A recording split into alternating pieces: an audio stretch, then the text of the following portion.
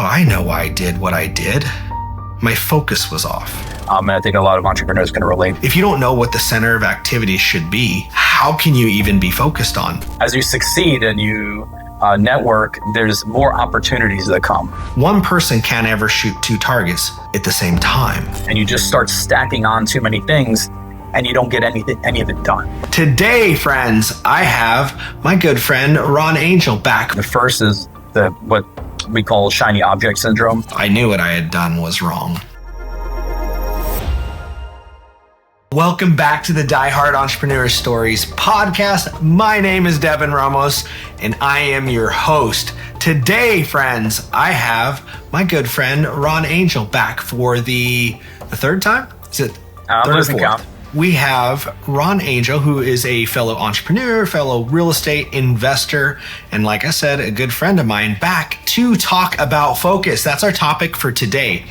So, a few months back, I had a skydiving accident, and like most things that I like to do, not just professionally, but with my hobbies, is I like to do what we call in the military after action reviews.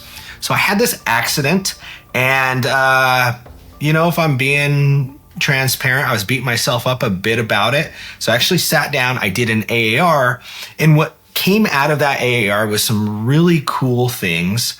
And I actually, in that moment, was going through some stuff in business and still do every day.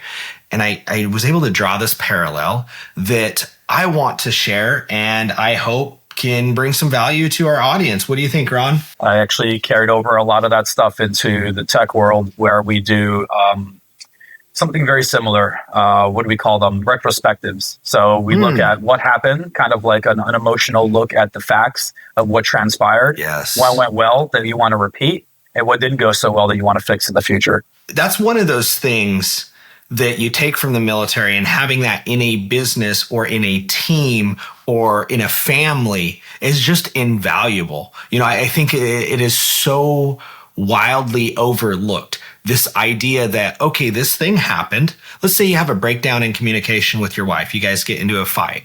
Like, take that. Now let's review what just happened from both perspectives, and let's talk about, in the military, this, in the most basic sense, this is how you do it, right? Let's talk about 3 things that we did right that we want to keep doing right, and 3 things that we did wrong that we want to change. That's really it. And so, I'm sure they've been really helpful for you too, Ron, but through that process, that's where I was like, oh, that's what I did. And then I attributed it to focus. For sure. I think just one other thing to add on these ARs or retrospectives is to keep them unemotional, right? To have them blameless, right? So just very clear-headed, look at what actually happened, not looking to place blame, but just to understand the facts so that you can really find what are the things that you want to keep doing or to stop and fix. I guess I'll tell you a little bit of the background, because I haven't even shared this story with you, right? Let me give you just a little bit of the background, though. So, man, over this last year, I like extreme sports, right? I ride dirt bikes. I do all sorts of stuff like that, right? Well, what I wanted to do was establish a way of being able to jump out of planes, free fall, skydiving, right? I don't know, once, twice a month, but I just had this vision because it helps me clear my head. It's kind of like riding on a dirt bike. I just get out. I'm by myself for the most part. I mean, you do jump with other people, but as far as I'm under canopy myself, right? So I had this idea, man, I'll run out to the DZ, do a jump here, do a jump there. And sounds really easy in theory. Weather comes into play and all sorts of crazy things like that. But for that to happen, I had to do all these jumps. I'm still working on it. I'm not even close, but get through all these jumps to get to a certain license where my currency, because the idea is my skill levels at a certain point, so my currency gets longer, right? I don't have to jump as frequent, and then also I don't feel when you don't jump for a period of time, you don't feel so I don't know what's going on, because you get more and more jumps under your belt. So that's the journey I went on. Okay, so as I'm going through this journey, this was a back in the summer, a few months ago.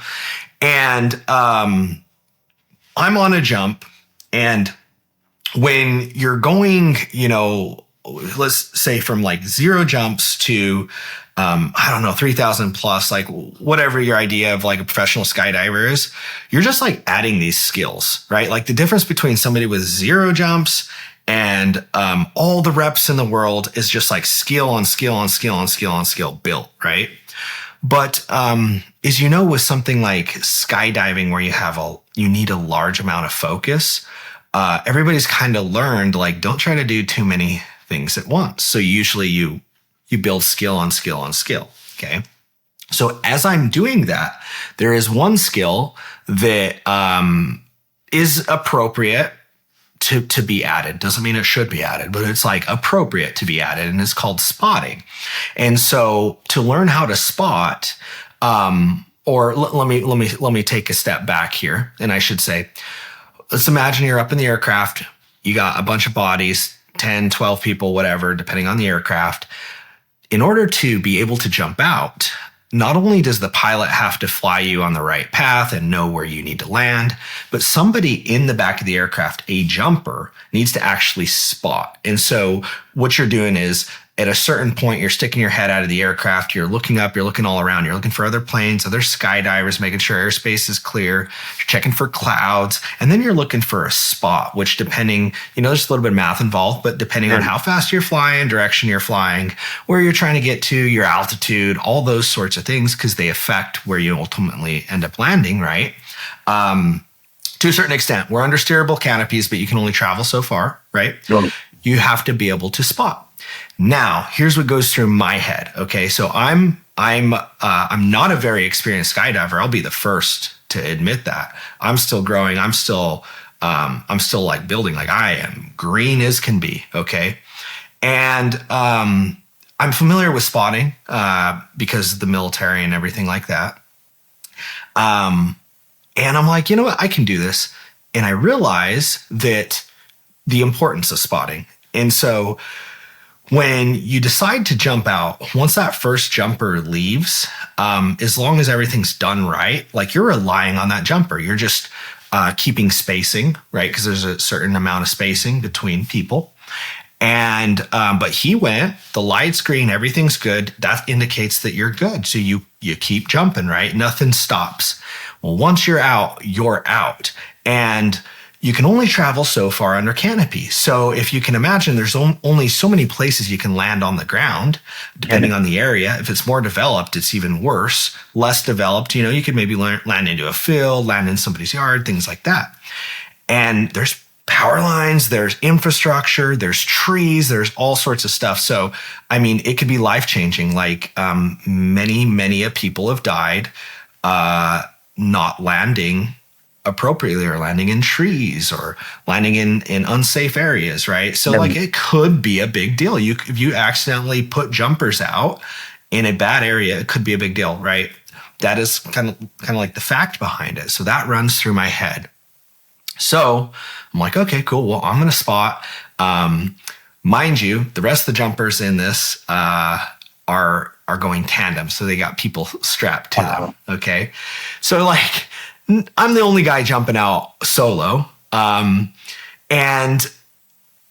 what the reason that matters is because, like, there's got people strapped to them. They can't necessarily like check me, right? Everybody's more experienced than me on this aircraft. Yeah. But like, they're just kind of, and I'm like watching them, like they're like looking at each other. I'm like, guys, I got it, right? So before we go up in the aircraft, I go to a senior guy, and I'm like, hey man, talk me through spotting. And we get in the mock-up aircraft, we run through it. And I'm like, okay, cool. No, I got it. Where am I looking? Okay, I'm looking here. I'm looking for this. Yep, dude, I got it. And I'm just focused on being the best spotter. Okay. Get up in the aircraft. I'm looking, red light is on, goes off, green light comes on. I've already done some checks. I do my final check as the green light comes on. I'm looking, okay, we're not in the right spot. Look. Okay, got it. We're in the right spot. Perfect. I jump, I go, beautiful exit. Everything goes good on the jump. On this jump, I'm like working on some minor skills. And so like I start to kind of get into those. And I remember thinking, man, I hope these guys are coming out on the right spot. You're the And first to jump, just to be clear. As a spotter, you're the first to jump, and everybody else lines up behind.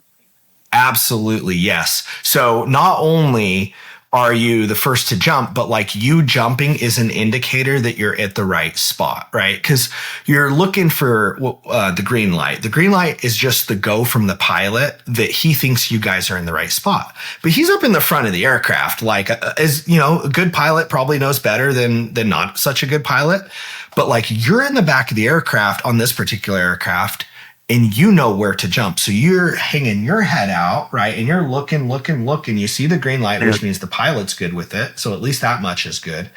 And you're looking for a specific reference point between like the aircraft and where you're looking down on the ground. Because you can actually see all the way down to the landing zone. And so there's like, you're using terrain marks, right? Yeah. When a terrain marks hits a certain reference point, boom, you're leaving. And it all depends on, it's like math, right? It depends on where you're flying, because the where wind blows depends on or dictates how you're going to fly, right? Because you want to fly into the wind. So it could change from jump to jump. So I get all that information on the ground.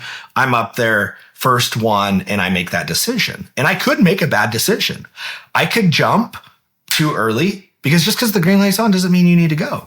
I could jump too late, and then everybody's trying to travel back to the DZ in either case, right? Because that's the further you go, because mind you, first jumper out is going to be closer to the reference point than the last jumper out, right? Because there's roughly 6 seconds between jumpers. And if you have, 6 people with somebody strapped to them, it takes time for them to get up, get out, so on and so forth. So, so get out, free fall goes good. I'm moving, I'm checking my altitude. Everything is good, great. And I'm just like thinking about them. And, I pop my parachute. Everything goes good. I do all my checks and everything like that. And, I go through and we start getting into landing, and just to give some background on that, there's kind of like 2 parts to a jump, right? So there's actual free fall, where some key things need to happen, right? Pull your parachute. You want to be stable when you pull your parachute. Yeah. And then there's a way to handle your body, right? Because you're not just falling. Like, there is a way to fall. There's a way to turn. There's a way to fall slow, fall fast, things like that. That's like, I guess, one of the big, if I was to split a jump in 2, I'd say that's like number 1. You need to be good there. But then number 2 is, once you do deploy your parachute and you make sure that it's good and everything's like, you're safe, your rate of descent slows down, but you have to steer that parachute and land it, right? So this is the second part of the jump. Well, the way we typically do it is we call it like flying a pattern. And if you can think about it, a pattern is basically a U. So it starts flying with the wind, and then you're going to make a right or a left turn, depending on the landing zone. You're going to make a right or a left turn, and then you're going to make another right turn or left turn, depending on which way you went, to form a U. So basically you start with the wind, turn, and then you're flying against the wind, because when you land, you want to land against the wind, right? It's going to create a softer landing. Parachute's traveling at a certain rate forward, and then you got the wind blowing at a certain rate, and so it kind of counteracts, right? And that's the idea. So you need to know what pattern you're going to fly and how to fly a pattern, right? Because you're basing it off of altitude. You start at a certain altitude. As you're falling, you're moving, you're looking for certain reference points again to fly the pattern and land on the drop zone. Mind you, where I'm jumping, drop zone's pretty big. Depending on the direction, you have some room for error, right? If you were to shoot for the middle, you could land short, land far, still be okay, be on the infield. Around the drop zone or the landing zone where you're landing, there is the runway, right? And so aircraft are landing and going down through that. And everybody knows you want to stay away from the runway. You're going to fly at one point over the runway, and you want to stay in the grass. So I'm flying my pattern, and I see other jumpers, and I fly, and I'll just kind of fast forward it. Next thing you know, I realize, oh man, I am super short on the drop zone. And the moment I realize that, You're just supposed to land like normal, no matter what is under your feet. Just land like normal. You like most things, you don't want to have a bad reaction. And I realize I am over top of asphalt, over top of the runway, and I am not going to make it to the grass. And just instinctively, again, I'm less experienced. I do what you're not supposed to do, which is start to brake to get ready to land and release. And the moment I do that, what happens is without going into it too much, I guess thermodynamics, right? There's heat off the asphalt, and that heat is rising. And because I did what I did over top the asphalt, the heat actually kind of caught me and pulled me down and slammed me to the ground. So I'm falling forward, right? And I start to brake to slow down, and I do it in such a way that when I do that really provocative brake release, it kind of sucks me in and I come straight down into the ground. I'm maybe, 20, 30 feet above it at this point. So instead of having a normal, because an experienced skydiver in my situation, wouldn't be in that situation first off, but let's say they were, right? Let's say they were traveling really far away and they're just like, I'm going to make it, and they don't make it. Yeah. They would do all the procedures you're supposed to do, and they would land standing up, and it would be whatever. And they would hurry and run to the grass to get off the asphalt. Mm-hmm. Whereas me, I did the things you're not supposed to do, bam, slapped in.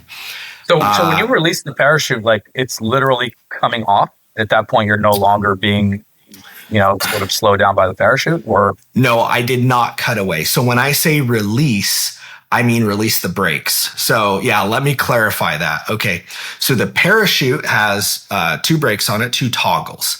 And those are what, if you quite literally, you think of a brake, they control airflow through the parachute and they create a brake. They stop your forward throw and you slow down, and then you kind of slowly come down, right? So as you're landing, you're starting up, no brake, way up high, and you're slowly braking all the way. And that's what's allowing, if you watch skydivers, to come down to the ground, and then you'll see them slowly kind of drift, and then they touch their feet and they walk. It's called walking it out. They walk it out, right? Yeah. And there's all different experienced skydivers do all sorts of crazy cool things, but that's the idea, right? And you can do that on asphalt just like you can grass. But what happens is you see the asphalt and you're like, oh, this is going to hurt.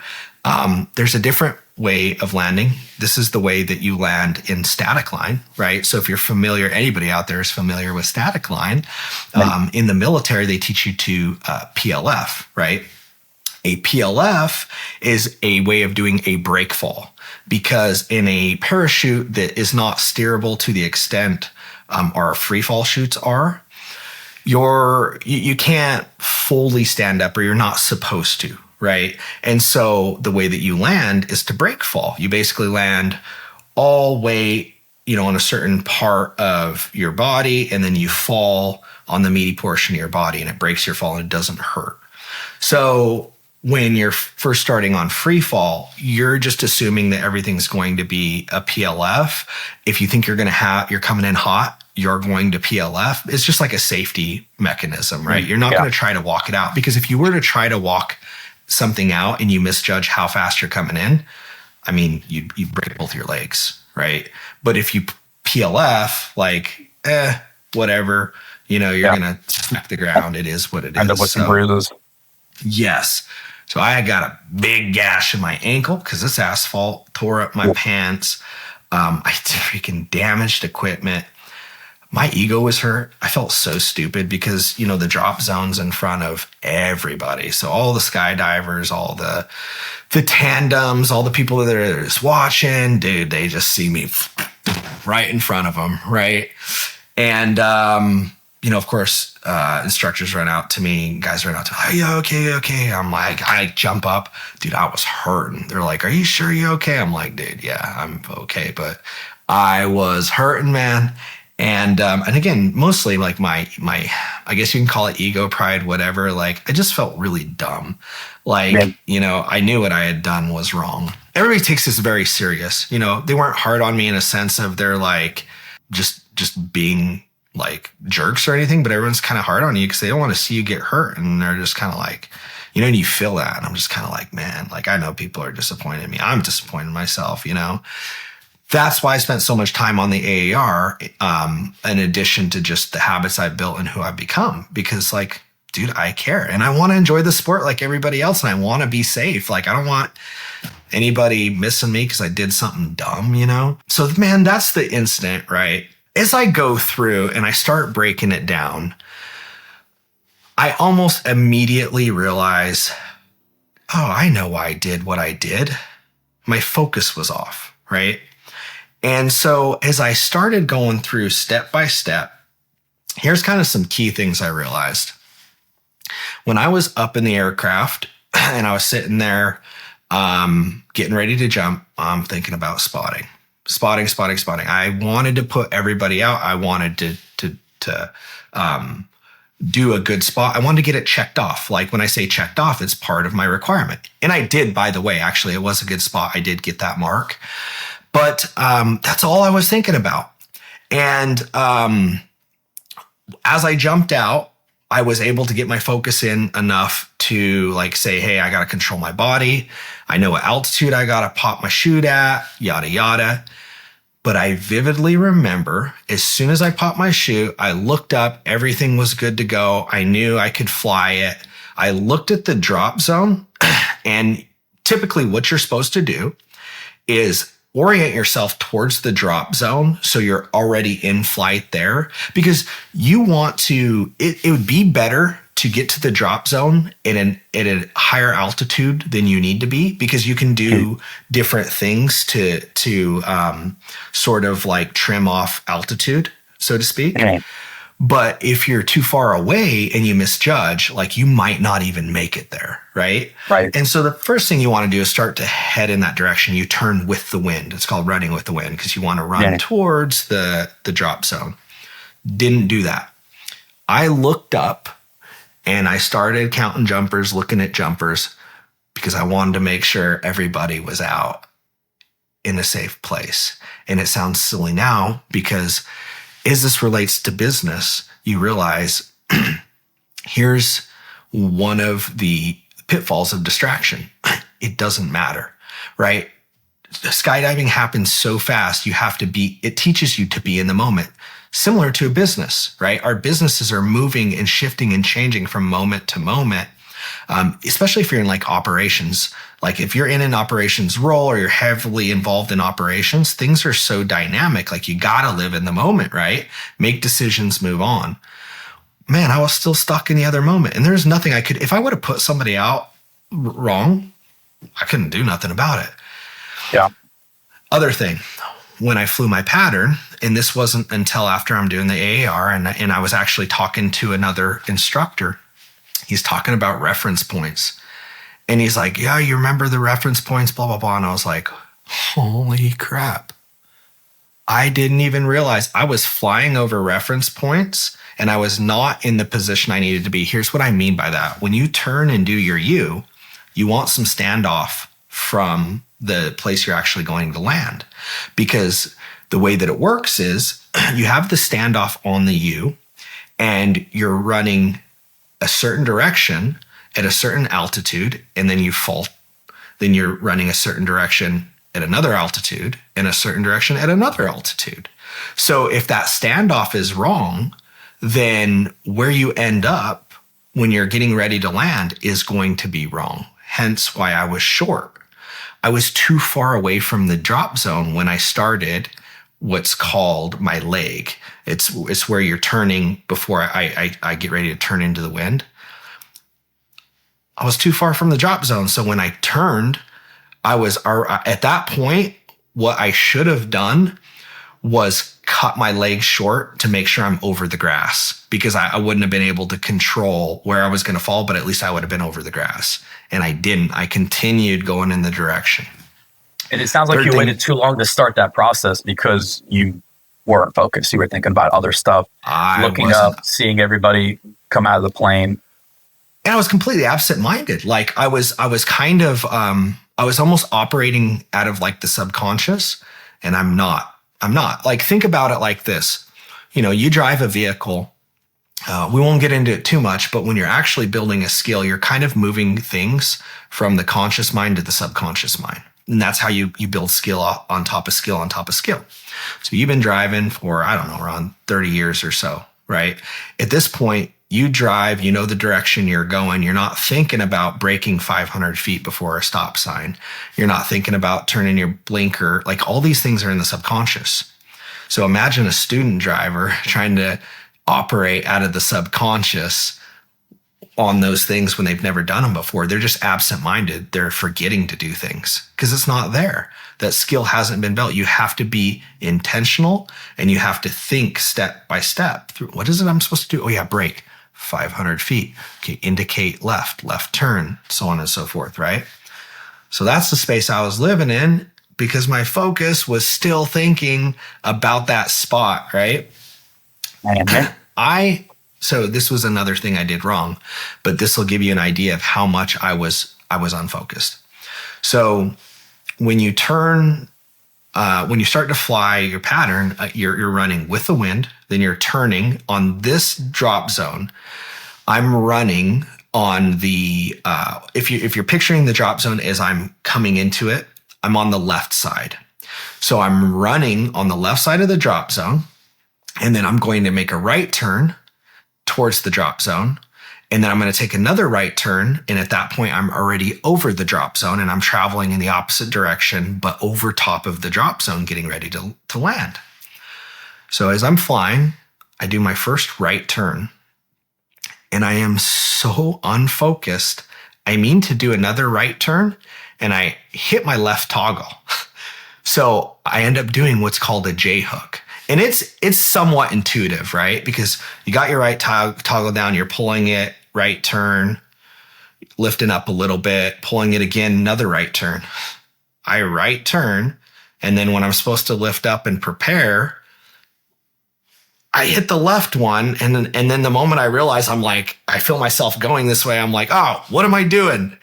And I slowly adjust, and I end up doing what's called a J hook. So basically, you would use this maneuver if you thought you were too high and you needed to burn off altitude.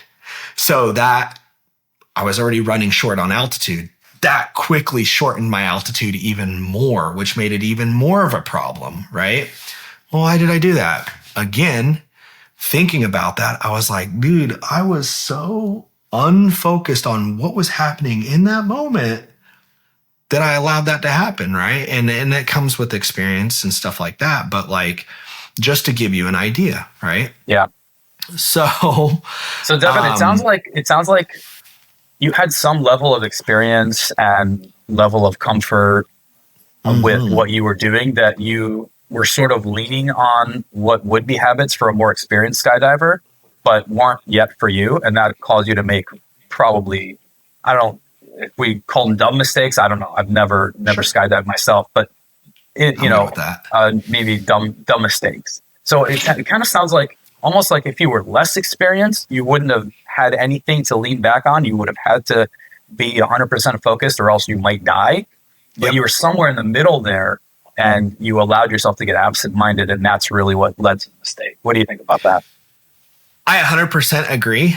And to add to that just a little bit, in skydiving, I've heard some instructors say it, and in other sports, a lot of times in motocross and racing, those types of riders, those types of skydivers tend to be the most dangerous because they get overconfident, right? Because they're not quite to the point where they should be that confident and they have the skill, but they're also not day one have no clue, right?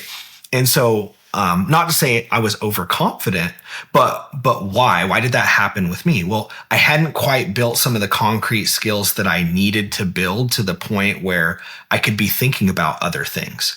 So just to give you an example, there are certain things that the USPA says you can't do until you're licensed at a certain license, right?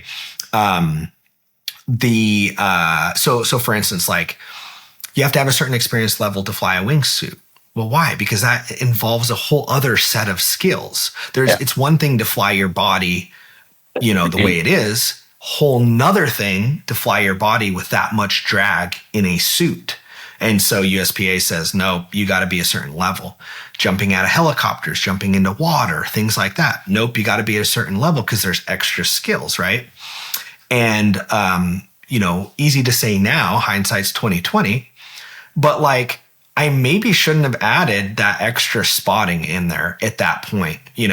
Maybe I should have done a couple more jumps and then added it in, or taken some of the other stuff out. Maybe instead of on that jump, I was working on body movements on the free fall. So that was part of what consumed some capacity in my mind. Maybe I just said, nope, I'm just going to jump normal and I'm not going to do anything. I'm going to spot on this one, not do anything. I don't know. You could, I'm sure experienced skydivers could say, this way or that way or whatever. But right. Yes, to your point, absolutely, man, that 100% is a thing. So as I thought about this and I related it to business, my thought was, man, how many times in business, and not just when we're going through struggles, but like when we're actively trying to grow to bring more value, how many times do we identify and know the thing that we should focus on, but our head's somewhere else? Maybe we're hiring a new employee, but we're focused on, are we going to hit our revenue numbers this month or are we not? Or maybe we should be focused on our revenue numbers and we're too focused on the next big offer or hiring this employee.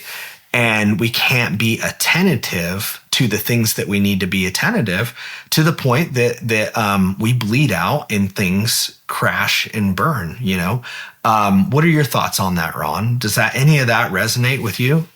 Oh, yeah, for sure. I think there's two instances where I see that happening on a pretty regular basis. And I think a lot of entrepreneurs can relate. The first is what we call shiny object syndrome. So like this new thing, new CRM, new tool, new this or that, that's like, oh, this could be my answer to increasing my marketing, increase my callbacks to my direct mail or whatever it is. And so, I want to go try this and I want to try that. And it's death by 1,000 paper cuts because you never really get good at any one thing. The other is just, and people will see this as they grow as entrepreneurs, because as you succeed and you network, there's more opportunities that come. Like, well, we have this flip, and now this new property was just brought to you by your an agent, or this this property went up for auction, or here's an opportunity to raise for a multifamily deal. And it sometimes it's hard to say no. Like anytime you look at an opportunity, it's like, I can make X amount of money in X amount of time if I do this. And you just start stacking on too many things and you don't get any of it done. Like things fall through, or the things that are already in flight, projects are already in flight, not getting the attention that they need. You are hemorrhaging money because you have higher holding costs, and maybe you're redoing work because you didn't fire a contractor quickly enough because your eye wasn't on the ball.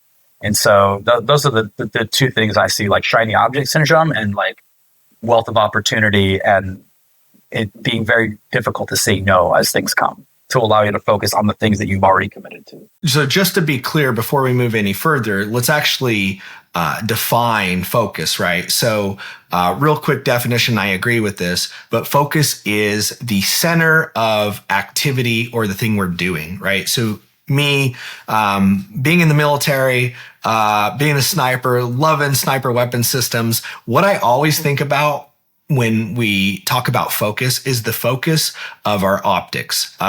You refer to it as a scope, like on a long gun, on a gun that we're going to shoot a good amount of distance on, right? We call it focus. So what is focus? So there's different types of focus, but one of the focuses is a focus on the crosshairs. So depending on how your eye looks through the scope, you might see fuzzy crosshairs or fuzzier crosshairs. And so when you're adjusting the focus on a scope, what you're looking is to try to make those crosshairs as clear and like crystal clear as possible. So we say the center of activity, the center of focus. We're making sure the center of focus in the scope is the crosshairs. That way, it's a reliable reference point. That way, when we put the crosshairs on the thing we're putting it on, we can then match that with where the bullet goes, right? And we have like a perfect match theoretically, right? And then we can use that to do our offsets for wind and this and that and the other thing, right? But we have something reliable. It's the center of the activity. Okay. So when I'm thinking through it like that, that changes for us from day to day. So similar to shooting, you can't shoot two targets at once, right? In business, you can't kill two birds with one stone, so to speak. So what's actually happening? Well, what's actually happening is we're moving rapidly, right? And so I think some people that seem like they can handle more, they're not actually handling more. It's more rapid, right? And so again, I'll use shooting because this just popped into my head. One person can't ever shoot two targets at the same time, but they can shoot two targets faster than the next. And so like for me, right, thinking about shooting, here's what's actually happening depending on how sharp my skills are. I'm identifying the target. I've got my focus. I'm taking the shot, right? As soon as that bullet leaves the gun, I am then off that target, looking for the next one, identifying it, and actually driving my gun to that next target. So it's one at a time. Now, depending on your skill level, if we're talking about speed, right, in this sense, it's going to determine like how fast or slow you are. So that's actually what's happening. And the more skills you build, right? Because in shooting, there's alignment, there's your trigger squeeze, there's like all these different little things that make up like how good of a shot you are, like from an accuracy standpoint. Like, does the round go where you intend it to go? And did you pull on the appropriate spot to intend for it to go where you want it to go, right? A lot of different skills. Over time, a lot of those skills become subconscious. So again, your focus can change rapidly. So like in business, yes, absolutely, man. I think that, one of those things is from the get-go, and this is a huge one for me, not even identifying what the focus should be. Like, if you don't know what you should be focused on, how can you be focused? If you don't know what the center of activity should be, how can you even be focused on like, how can you even have a center of activity? So one of the common ones I see is people don't even identify that, right? So when I talk about it, a lot of times, I like to draw from a military background. So I use the term triage and bleed out. And here's what I mean by that. When you're looking at a patient from a urgency standpoint, we're talking purely like seconds, like what's going to kill you the fastest. You're triaging, you're looking for what's going to kill you the fastest. In my context, where I come from, right? What's going to kill you the fastest? And I'm looking for certain things. And then I'm starting with those things and working my way to the less urgent things. In business, I think about it the same way. When I'm triaging, I'm kind of going through my day. I'm kind of going through everything that's happening. And I'm saying, okay, what's going to kill the business the fastest? And I'm going to that thing. That becomes my focus, right? And then second to those things are the things that are going to grow the business. It's more strategic, more long-term focused. A big mistake I've made, I continually make, and I'm sure plenty of other people make, is we don't focus on that thing that's going to bleed us out. We start getting bled out, and then we get pulled over to that thing. Or we just ignore that thing altogether and we go to the thing that's going to grow us, like that's going to scale this business out. And then we end up bleeding out, right? How many guys do you know and gals, and maybe even yourself, I know for me, that we're scaling something out that's broken? Why are we doing that? Because our focus is off and we don't realize it, which, is a whole another topic of discussion. But yeah, man, for me, that's been what I've seen. I'm pretty sure that, the way you can summarize the first episode you and I did together where I was telling my story, that was the problem. I was trying to scale something that was broken and I wasn't focusing on the right things.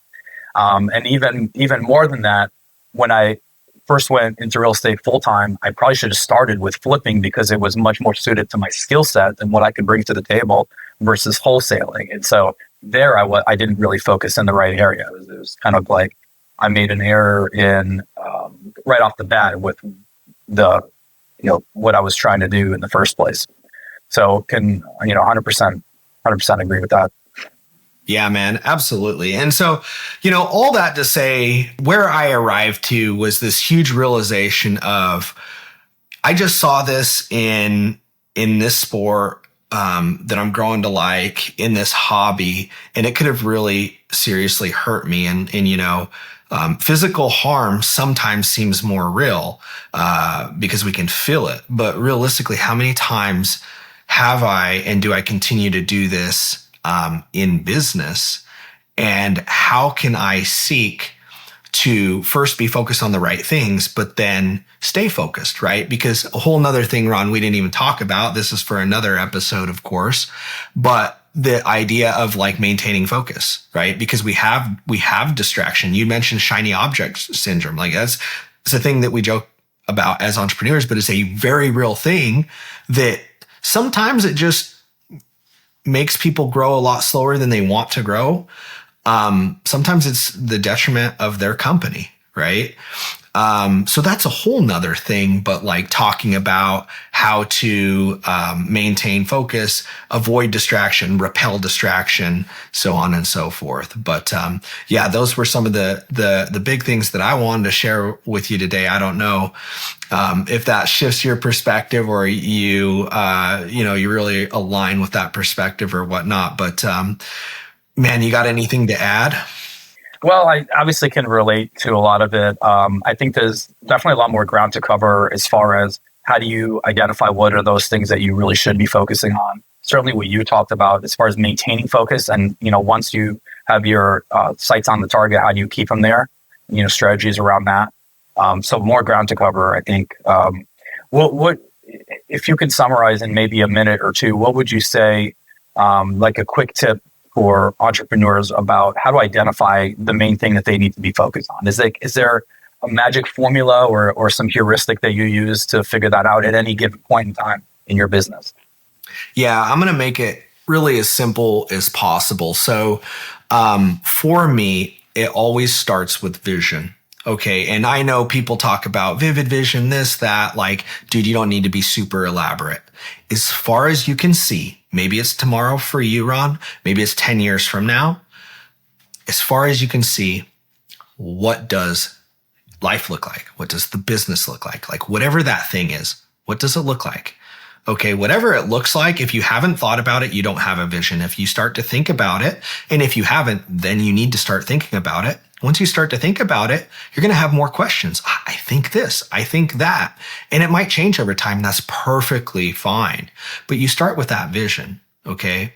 Now, once you have that vision, you have things that are necessary for your business to operate because we're all in a different place, right? So there's things that are necessary for your business to operate. There's things that you have on your mind that you feel like you should do. There's things you want to learn more about. There's like all these things. I actually write these things down, like through journaling or dumping them on a piece of paper. Like it's the only way I know to get them out of my head and look at them all in one place. So I quite literally write them down. And then really the last thing I do is I look at those things and I say, what things right now are going to prevent me from getting to that vision? They're going to bleed me out. What are those things if I don't do, right? You're hurting on cash flow and you got no cash coming into the business. Boom. Okay. How do you get cash? You make sales. Okay. How do you make sales? You get on the phone. Okay. I need to get on the phone. That's what I need to do today. Right. That's kind of how it works. And then second to that is, okay, what are those things? Those holes are plugged, so to speak. What are the things that are going to take the business further? Right. And now there's an idea of relativity here, right? Because when you're writing things, like you can write things, you can write tasks, you can write results. Like some people break things down. Some people are vague. Yes, I know. I understand. But in the most basic sense, I think about what is it I want for the vision? what are the things that I'm thinking need to get done, and what takes me closer, what's going to prevent me from getting there. And I start going and saying, okay, these are the things that are of my focus. And sometimes you pivot. Sometimes you focus on the wrong things and you don't realize it until you crash land on the tarmac, Like, I mean, seriously, like if I had enough awareness in the moment to realize what I was doing, I'd have snapped out of it and been like, okay, be here in the moment. Focus on this. This is what you need to be focused on. But I didn't. And I actually didn't even realize it until I started to do the AAR and like walk through the jump. Literally, before I jump, I actually visualize every single time. I always will. I visualize the jump. Like, what's it going to be like when I leave? Like, where am I going to pull at? What altitude? What am I doing? And like, I do all that. And so I just did that same thing, but like backwards from memory, trying to recall what I could recall. But yeah, that's what I would say. What about you? I mean, do you have any input on that, or you want to leave it at what I just said? I mean, I agree 100% that certainly we can dive in more elaborate detail on vision casting and planning, but it really is that. It's like you need to know where you're going, broadly, and then figure out what are the tactical things and then midterm and long-term strategic things you need to do, and then work, break down the task to how you can accomplish those things. All right, man. Well, for all of you out there listening, I hope this different format, this different type of episode is impactful for you as it was me when I was thinking back through it. Ron, thanks again for coming on and chit-chatting with me about it. I always love our discussions. All right. Until next time.